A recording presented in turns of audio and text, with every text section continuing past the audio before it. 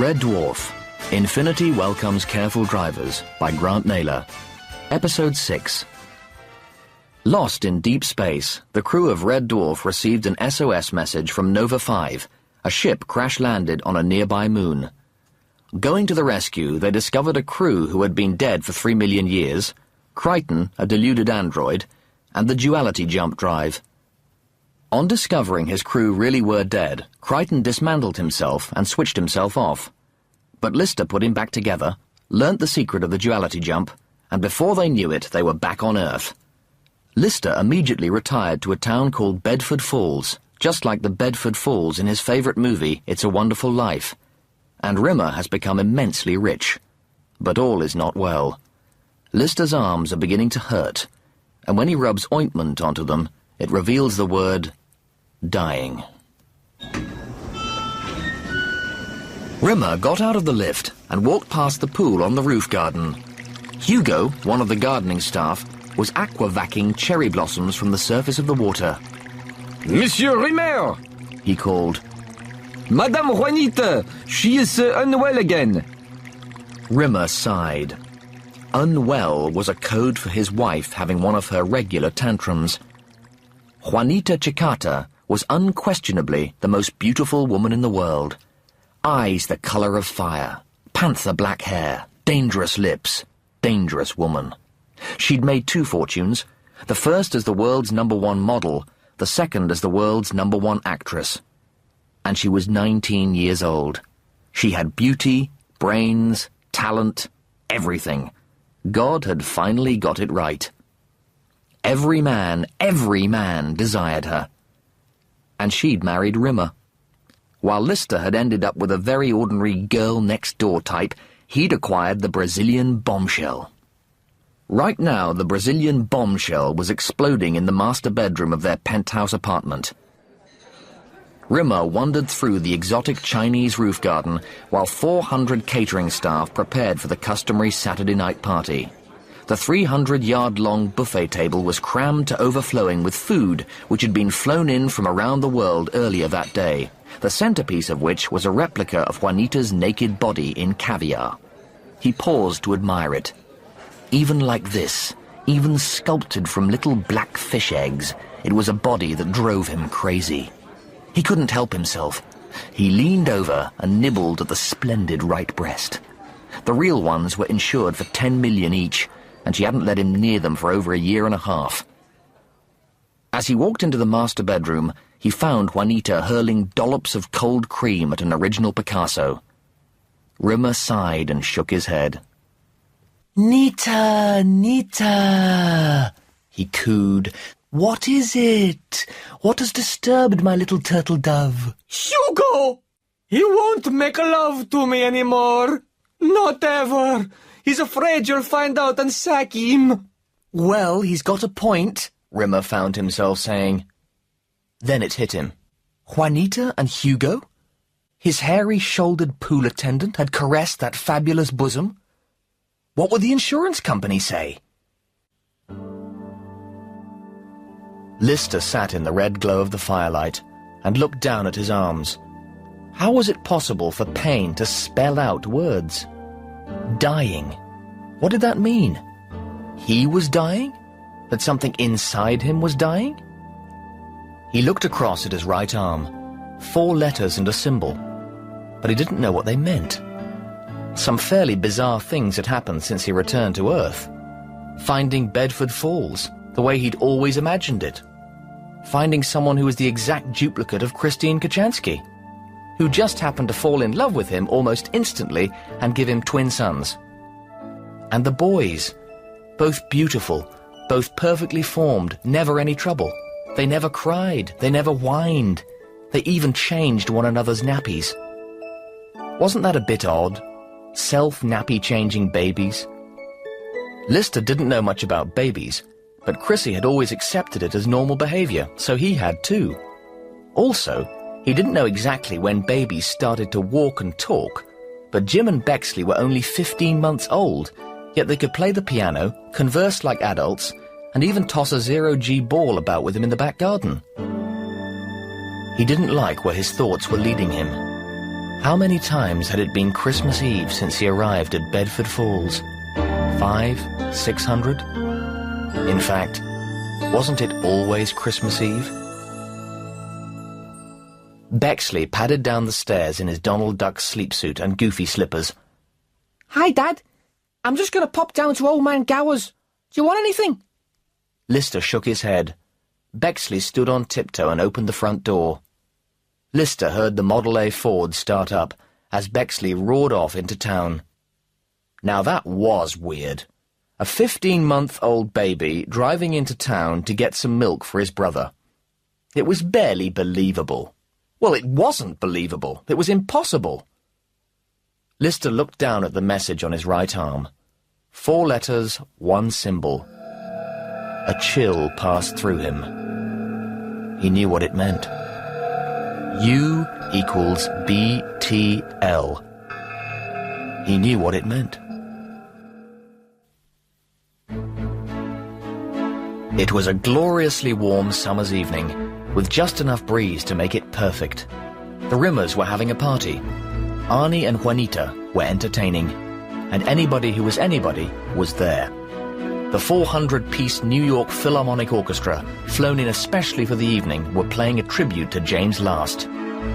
The prima donnas from the Bolshoi Ballet were arranged around the roof garden in gilded cages, spinning and pirouetting to entertain the guests. 5,000 guests in all. One of the waiters leaned over and whispered discreetly, "There's a gentleman in the main reception who insists on seeing you, sir. Send him away. He says his name is Lister, sir. Claims he was your cohort on the Red Dwarf." Lister stood in the mahogany-panelled library. He helped himself to a foot-long Havana cigar and sat in the huge leather reading chair. The 12-feet-high double doors swung open, and Rimmer strode in, grinning. Listy! Long time no see. I was going to invite you, but, You've done pretty well for yourself. I'm getting by. So, 2 years. Has it really been 2 years? Yup. So, you finally came to see me. How much do you want? 1, 2, 3, 4 pounds? Rimmer threw back his head and brayed loudly. You're a smeghead, Rimmer. You really are a smeghead. But a rich smeghead, eh? Seriously, what do you want? A couple of mil? I want, Lister said, leaning forward, to go back to Earth. Come again? This isn't Earth. Rimmer smiled uncomprehendingly. I'm afraid, Arn, we've taken the wrong turning. Somehow we've wound up playing Better Than Life. We're just a couple of gameheads. Better Than Life was intended to be the zenith of computer game technology. A metal band was placed across the forehead, and underneath it, needle-thin electrodes punctured the skull and burrowed into the frontal lobes. Tiny computer chips in the electrodes transmitted signals directly to the brain. No screens, no joysticks. You were really there, wherever you wanted to be. It was only a month after its release that people realized it was addictive. Better Than Life was withdrawn from the market, but illicit electronic labs began to make copies. It was the ultimate hallucinogen, with only one real major drawback. It killed you. Once you entered Better Than Life, once you put on the headband and the needles wormed into your mind, it was almost impossible to get out. This was partly because you weren't even aware you were in Better Than Life in the first place. The game protected itself, hid itself from your memory. Your conscious mind was totally subverted while your body slowly withered and died. At first, well-meaning friends tried to rescue gameheads by yanking the headset out of the skull, but this always resulted in instant death from shock. The only way out of the game was to want to leave it. But no one ever wanted to leave. Rimmer followed Lister down the narrow white stone steps to the roof garden, where the party was still in full swing. It couldn't be. It was... well, it just couldn't be. Lister was jealous, plain and simple. The poor boy had flipped. Heard from the cat? No, he's on some island off Denmark. Haven't heard from him since we got back to Earth. You? Lister shook his head. grabbed a bottle of Dom Perignon from a passing ice bucket, and they sat down. He rolled back his sleeves. "Let me show you me arms." Your arms? "Both me arms look perfectly normal, don't they?" Rimmer looked down at his perfectly normal arms and nodded. He started looking round for his bodyguards. "But they hurt like hell.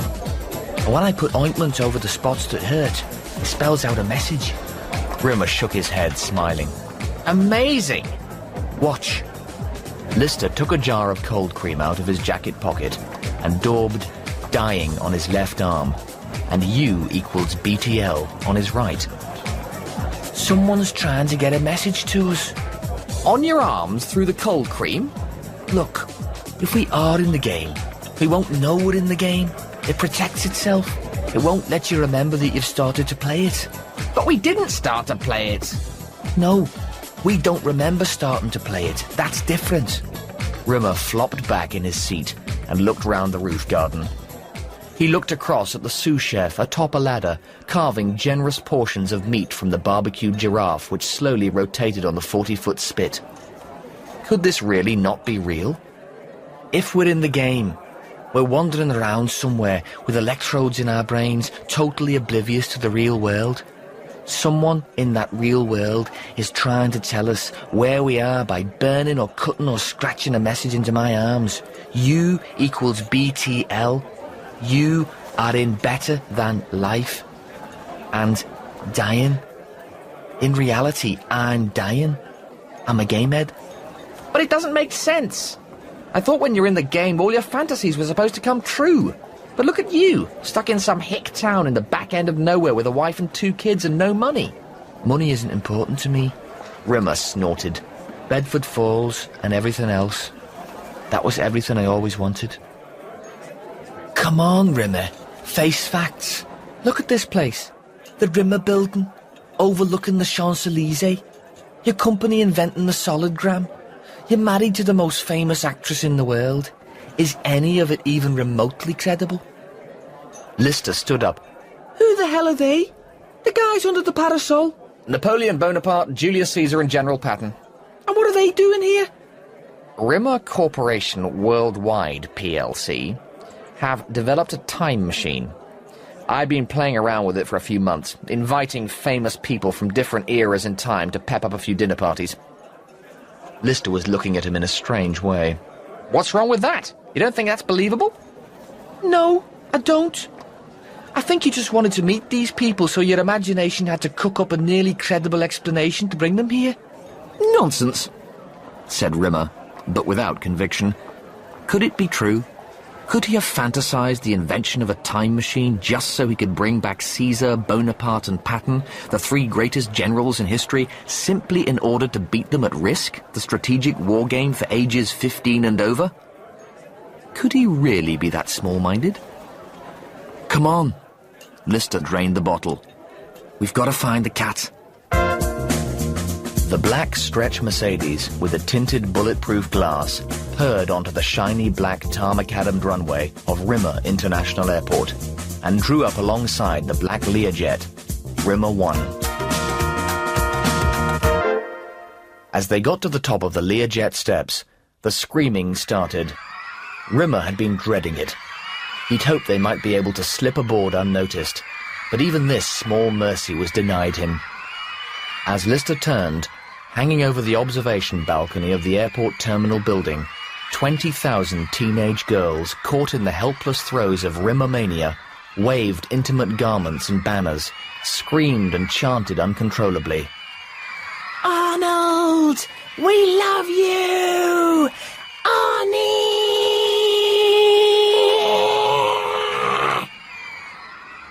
Rimmer shook his head in humiliation, his cheeks glowing baboon bottom red. Lister squinted, trying to read the banners. Arnie is brave, he could make out. Arnie is fab. He turned to Rimmer. Basically, he grinned. You just want to be adored, don't you? Look, we're still not 100% sure that this is a fantasy. And if it turns out it's not, you're going to feel plenty silly as you drive your clapped-out old banger back to Nowhere City. Rimmer ducked his head and disappeared into the body of the plane. Lister sat there looking at the black and white dog-eared snaps, which Mr. Colquhoun, the photographer, had taken last Christmas Eve with his old box brownie on its tripod, with the magnesium flare. There was one in particular of him and Kochanski with big cheesy grins. He was still hung up on Christine Kochanski, a girl he dated for 5 weeks and 2 days 3 million years ago. In a way, he was kind of jealous of Rimmer. If he'd have known it was a fantasy, he'd have become Jim Bexley Speed and dated Ida Lupino. He'd have played with the Beatles, the Fab Five, John, Paul, George, Ringo and Dave. But he hadn't. He'd settled down in Bedford Falls and married Christine Kochanski. He'd wanted to live his life in a movie. What a jerk. The Lear landed in Copenhagen. The Danish government laid on a powerboat to get them across to the Cat's Island. They moored the boat at a crumbling wooden jetty and looked around, trying to find a route up the unclimbable mountain. They heard a sound, a creaking steel chain, and crashing out of the soggy mist, a cable car lurched to a halt in front of them. The trip took 3 hours. They went through cloud. The atmospheric pressure changed. Finally, the cable car wheezed into its mooring. Standing on a narrow mountain track were 2 rickshaws, attended by 8-foot-tall, huge-breasted Amazon Valkyries in scanty armor. Any faint hopes that Rimmer still entertained, that they were on Earth and in the world of reality, gurgled noisily down the plug hole as they gazed up at the Cat's home. It was a 30-towered golden castle, surrounded by a moat filled with milk. They were led into the castle and through a maze of chambers, which let out onto a courtyard surrounded by stables. The Cat, in a red riding jacket, gleaming white joppers, and black leather boots, was mounted on a cream-coloured, fire-breathing racing yak. There was a smell of sulphur hanging in the air as the yak reared and tried to bolt. The Cat deftly wrestled it under control, laughing as it haughtily spouted 2 more jets of fire from its nostrils. A dozen hunting dogs yapped and bayed and snapped at the leashes held by 4 Valkyries. The Cat turned and caught sight of Rimmer and Lister. He waved his black riding cap and tooted his hunting horn. Guys, grab a yak! The Cat called to the Valkyries, restraining the hounds. Release the dogs! The dozen hunting dogs screamed out of the courtyard. The Cat reared on his yak and bellowed, Tally-ho! And all 3 of them thundered over the cobblestones and out into the dank, misty wasteland that surrounded the castle. As they hammered across the hard, frosty ground, Lister saw the Cat level his pistol. What on earth could they be hunting? He saw the Cat's shoulder jerk back and a puff of smoke before he heard the crack of the pistol.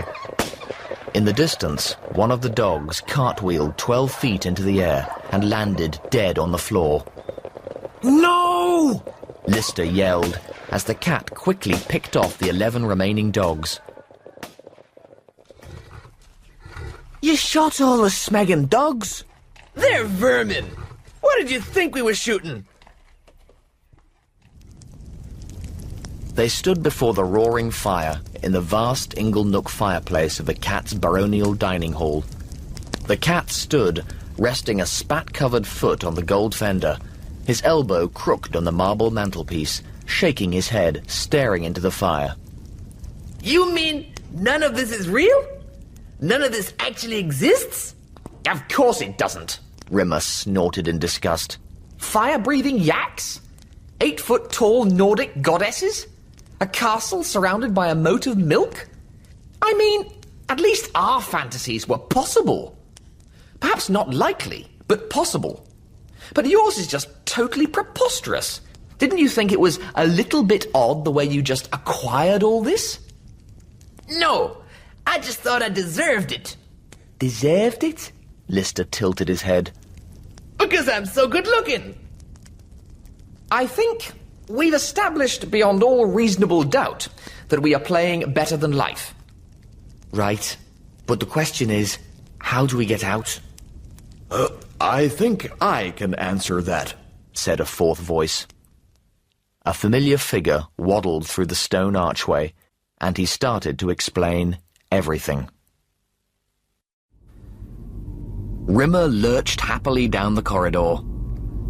It's a funny thing, he slurred.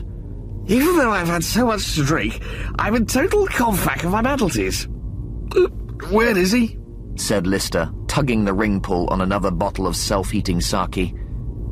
They'd be back on Earth in 3 months, and they'd spent the day celebrating down in the Copacabana Hawaiian cocktail bar. The evening had gurgled by in a blurry haze of ever more elaborate cocktails before either of them had realized the cat had been missing for 2 days.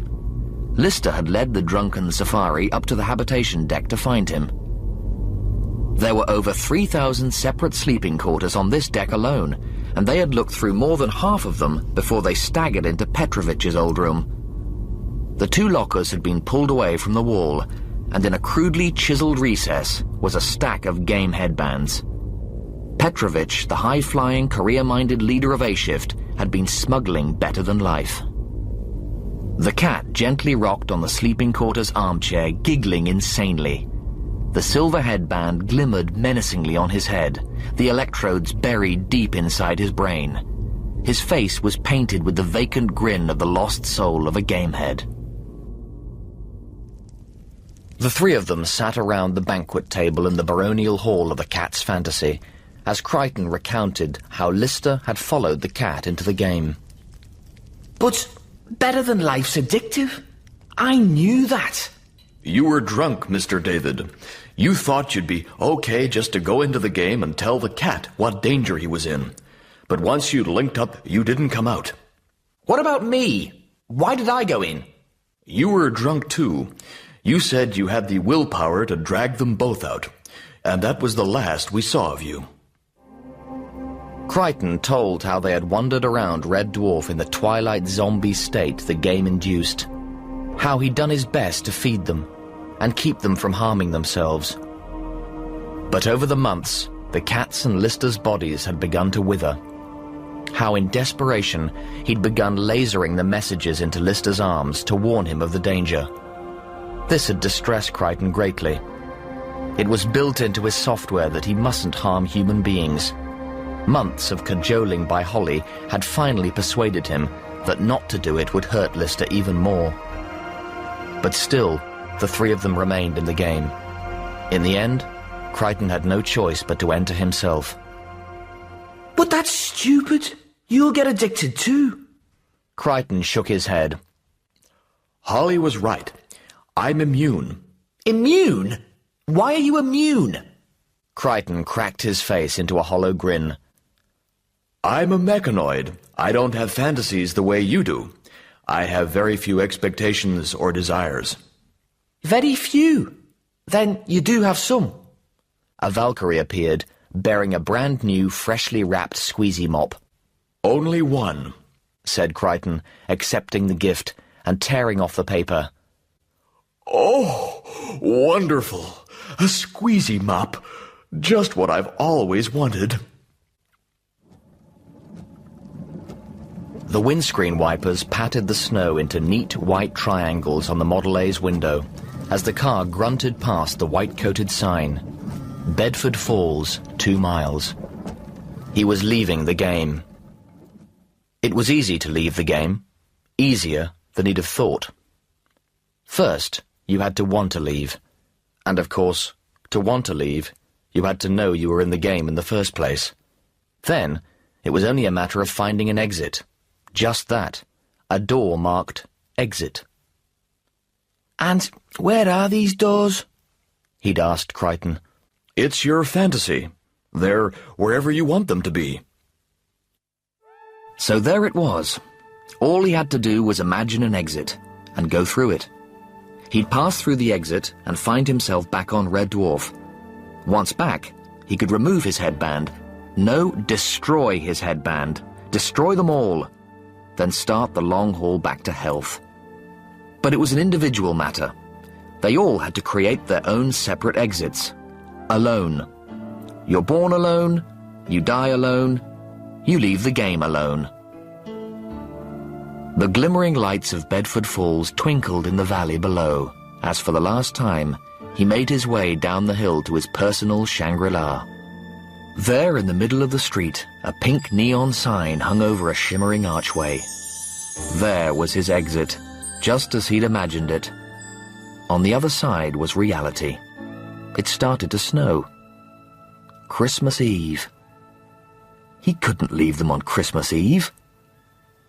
But of course, in Bedford Falls, it was always Christmas Eve.